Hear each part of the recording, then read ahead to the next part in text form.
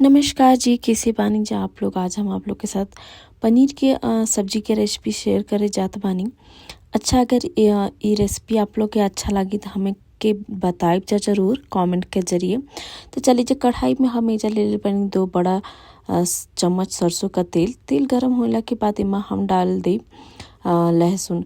लहसुन एजा हम 4 कली ले ले बानी और हम थोड़ा ज़्यादा क्वांटिटी में बनाओ तनी, तो वो हिसाब से हम ले ले बानी। तो आप अपने हिसाब से देख लीजिए कितनी क्वांटिटी आप लोग बनाओ तनी जाए। और एजा हम ले ले बानी 4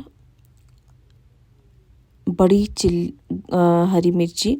एके भी हम लहसुन के साथ में भून लेब। ओकरा बाद हम एजा थोड़ी देर तक भूनब जब तक लहसुन का कलर चेंज ना हो जाए। ओकरे बाद प्याज डाल के प्याज के साथ हमने के भून लेबे के बा।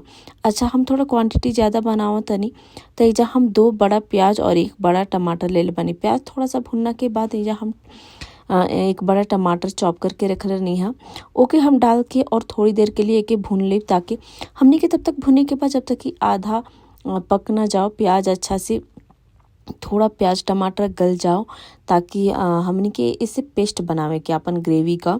तो वैसे के अच्छा से हमने के भून लेबे के। देखब जब बीच बीच में चला चला के हम भूनले बानी, ताकि नीचे से पकड़ ना ले। और ऐजा हम देखत हनी कि टमाटर अच्छा से गल गइल बा, तो एके बंद करके अब हम एक पेस्ट बनाएब। अच्छा, हमके थोड़ा जल्दी में बनावे के रहला तो थोड़ा गरम रहला। आप लोग अच्छा से ठंडा करके फिर एक पेस्ट बना लेब जा, या फिर सील पर पीस लेब जाओ के। पिसला के बाद वही कढ़ाई में हम एजा तेल डाल के ओमा खड़ा मसाला डाल देले बनी। खड़ा मसाला में लवंग, इलायची, काला इलायची वो सब डालला के बाद एजा हम धनिया पाउडर और सब्जी मसाला, जीरा पाउडर, हल्दी और मिर्ची पाउडर ये हम डाले बानी। मिर्ची हम हरी मिर्ची भी ले रहनी है, तो वो हिसाब से हम थोड़ा सा आधा चम्मच एमा लाल मिर्ची पाउडर डाले बानी।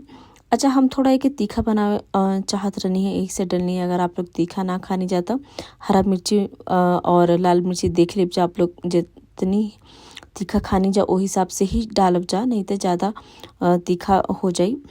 इस सब चीज़ के हम थोड़ी देर भूनब तेल में ही। हमके एक भूने के बाद 1 से 2 मिनट तक हम मसाला के भूनब तेल में। मसाला भुनना के बाद ओमा हमने का अब डाले के गैस बहुत लो पे रख ले बानी हम। ओकरा बाद हम एजा डालत नहीं जो हमने का टमाटर, प्याज और मिर्ची और लहसुन का पेस्ट बनौनी है जा, जेके हम आप चाहें तो सिल पे भी पीस के बना सकीला जा। एके हमने के एमा डाल देवे के, और डालला के बाद एके हमने के मसाला के साथ में 5 मिनट तक धीमे आंच पे एके भूने के बाद मसाला के अच्छा से हमने के भूनने के ढक के हम एके भून ले बानी 5 मिनट तक। और बीच बीच में हमने के एके चलावत रहे के, नहीं तो नीचे से कभी कभी पकड़ भी सकेला। यही से हम बीच बीच में एके चलावत रहतनी, ताकि नीचे से पकड़े नहीं। काहे कि हम थोड़ा ज़्यादा बनाओ तनी, तो वो हिसाब से। ओकरा बाद भूनला के बाद मसाला हम एमा डाल देतनी मटर। अच्छा, ये हमार फ्रोजन मटर है, तो एके हम डलले बानी डायरेक्ट मसाला में। अगर आप फ्रेश मटर लेते नहीं जा जो सर्दी में मिलेला, तो ओके थोड़ा सा तेल में भून के फिर डालब जा, नहीं तो कच्चापन लागी। ओकर बाद एजा हमने के अब डाल देवे के नमक। अच्छा जी, नमक डालने के बाद देखिए हमने के एक बार चला के अच्छा से मिला लेवे के, ताकि नमक अच्छा से मिल जाओ मटर के साथ में भी। और एके फिर हमने के थोड़ी देर के लिए भून लेवे के। हम बता देते नहीं आप लोग के कि मटर फ्रोज़न रहला तो हमके यही से हम ना भूननी है। आप लोग का अगर ताज़ा मटर जो सर्दी में मिलेला, तो वो मटर आप लोग भून के ही डालब जा। ओकरा बाद हम इधर डाल दे पनीर। पनीर डालला के बाद एके हम अच्छा से मिक्स करके और ढक के फिर 5 मिनट के लिए पकाए। अच्छा, अगर आप लोग के वीडियो अच्छा लगी तो प्लीज़ चैनल के सब्सक्राइब कर लीजिए जा, और कमेंट करके हमके ज़रूर बताइब जा कि कैसन लागल है आपके। आप अगर सब्जी ई वाली बनावत तनी तब सब्जी बनावल बहुत ही आसान बा। ये रेसिपी आप लोग ज़रूर ट्राई करब जा।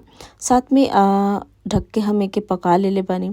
जब हमार ग्रेवी बन गई है तो हमके लागल थोड़ा ज़्यादा बात हमें के दूसरी प्रेशर कुकर में पलट के फिर बनौनी हम। अगर वीडियो अच्छा लगी तो प्लीज़ चैनल के सब्सक्राइब जरूर कर लीजिए जा। ऐसे ही वीडियो देखे खातिर लास्ट में हमें थोड़ा सा गैस बंद करके थोड़ा सा कस्तूरी मेथी ऊपर से डाल देनी है और मिक्स करके 1-2 मिनट खातिर छोड़ देनी है साइड में। अच्छा, ही हम बनौले नहीं अपन दोस्त के देवे खातिर, तो ओकरा खातिर हम एगो बॉक्स में पैक करत तनी। और आप लोग जरूर हमके बताइब जा कि कैसन लागल है अगर आप बनौनी है तो। और ये बनाए में बहुत ही सिंपल रेसिपी है। धन्यवाद।